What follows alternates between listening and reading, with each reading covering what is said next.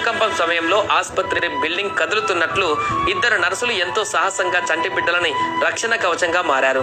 అందరూ బయటికి పరుగులు తీసినా వీళ్ళు మాత్రం తమ ప్రాణాలను పణంగా పెట్టి అప్పుడే పుట్టిన చిన్నారుల కోసం కదులుతున్న భవనంలో నిలబడ్డారు. ఈ వీడియో కూడా సోషల్ మీడియాలో వైరల్ గా మారింది.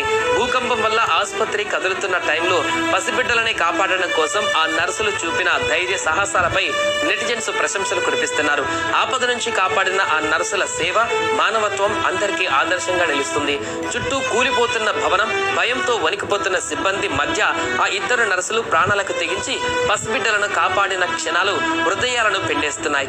మరోవైపు మయన్మార్ రాజధాని నెపిడాలో 1000 పడకల ఆసుపత్రి కుప్పకొలింది. ఎక్కువ ప్రాణ నష్టం, అత్యధికంగా క్షతగాత్రులు ఇక్కడే ఉంటారని భావిస్తున్నారు. ఈ ఆసుపత్రిని కొత్తగా నిర్మించారు, ఇంకా పేరు కూడా పెట్టలేదు. ఆసుపత్రి శిథిలాల కింద తమ వాళ్ళని వెతుకుతూ రోధిస్తున్నారు బంధువులు.